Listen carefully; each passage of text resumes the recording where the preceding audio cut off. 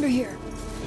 What the gameplay needs to do is immerse you in the world, give you as many interesting actions to survive in this world and overcome obstacles. And obstacles could be infected, it could be other people, it could just be the environment, it could be rushing water, anything that could happen in this post-apocalyptic world. Are you clean?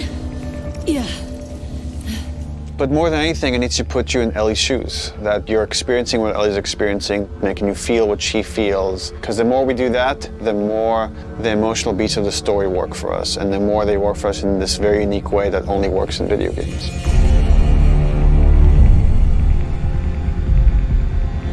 The gameplay philosophy of The Last of Us Part 2 is putting you in the shoes of Ellie and everything that that means. It means giving you a threat constantly, as this world has.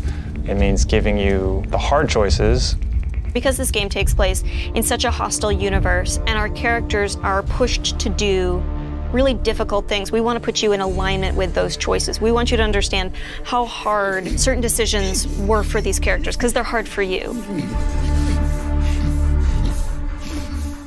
I would say the overarching philosophy of how we approached designing the game mechanically is how can we take things to the next level. Everything kind of comes out of the story. And how do we do it through systems? So one is you have to feel the pressure of survival.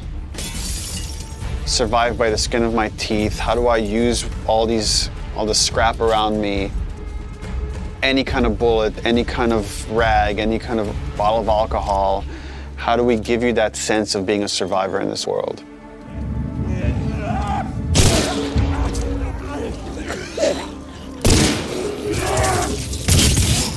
Ellie is very small compared to Joel and more nimble. How do we make you feel like you're not the strongest person in the room, but you still should be able to rise to the challenge and survive, you know, a fight with a bunch of people that are all bigger than you?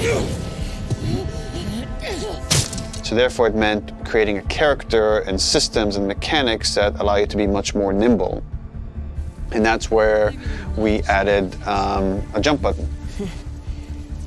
Deal. In the first game we had a clamber button, but not really jumping. And here, Ellie can jump. The combat scenarios are much more vertical, where Ellie can use elevation to her advantage. Prone is a huge, huge one. Prone, obviously, it means to lay flat on the ground. Something so simple, again, something that in real life you'd be able to do. Letting the player have access to all their weapons, all the items, crafting, everything while in that position. And it just creates so many more emergent things in gameplay.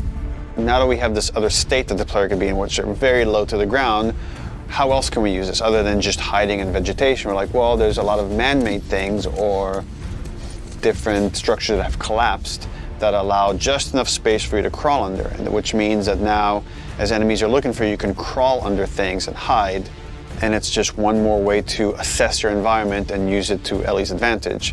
Now, because you can hide under things, we made them smarter and gave them the ability to look under things. So while you might hide somewhere and be safe for a while, eventually they're going to start looking under stuff, and if you're hiding under a truck and they spot you, they're going to yank you out and then try to kill you.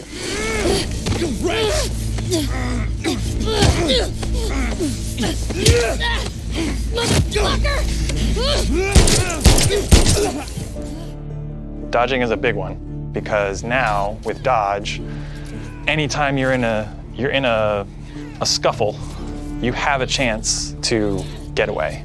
You have a chance to counterattack. It lets escape be an option as well. Sometimes you just gotta run. And that is another part of this world, which is sometimes the threat is so overpowering that you just have to get away. When you are partially hidden, or you're in grass, that means people from afar can't see you, but people from closer can kind of see you. They will eventually acquire you. You're not completely hidden when you're in grass. She went into the grass. Watch yourself. And it makes you as a player become much more aware of your surroundings. Jump, prone, dodge, all these things feed into both exploration and combat because it lets us expand the space. The size of spaces can be bigger, the intricacy of spaces can be more complex, and it still works exactly as you would expect. So when it came to our level design, we really wanted to challenge ourselves to make a world that really felt like a real space as much as we possibly could and didn't feel like a series of combat encounters and exploration spaces and then combat encounters that felt like a hall of horrors or something, but something that really felt like a space that you could explore that seemed like a legitimate urban environment. And that pushed us to make our level design even more open than it was in the first game, which for us at the time was pretty open. In this game, we've gone so far in making the level design open that there are actually entire story moments, entire combat encounters, like full scripted sequences that you may completely miss. And there are things that we feel like, even though a portion of our player base may never see these things, the fact that when you do encounter them, you feel like you discovered them. It lends them this charm and this magic that I think is unique to games, that, you know, this happened to me because of what I did and what the place I explored to. Crafting is very much about a payoff to exploration, meaning that when you enter new spaces, you want to look around for supplies. You want to open drawers and cabinets and look for different things that will allow you to craft either items that can help you heal, items that can help you attack multiple enemies at once, such as the Molotov or the landmine that Ellie can craft. Items that can help augment your weapons, like the silencer for her pistol, or craft new kinds of ammo. It also gives us tons of interesting gameplay choices and overlaps that you can do at any moment and on the fly. We try to be a game that wants you to make a lot of different decisions in combat as possible. And the way that we've expanded the recipe roster and all of the recipes and how they interact with each other is carefully chosen for the different ingredients and making sure that you always have these interesting decisions to make. We put a much stronger emphasis on the importance of the choices you make in the long term for your character. It'll be useful. Through the weapon upgrade system, through the player upgrade system, there aren't enough resources in a single playthrough to fully upgrade your character. The choices that you make, you're going to have to live with, and we wanted to make sure that all of the choices that you made had a really noticeable and tangible effect on the way that you play.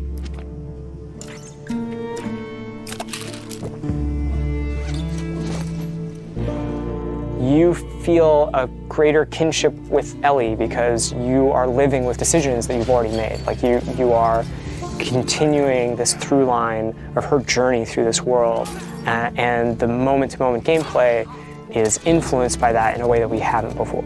The realization that your choices have these long-term consequences is very much like the nature of the narrative of the game. And I'm happy that the mechanics are supporting that. PlayStation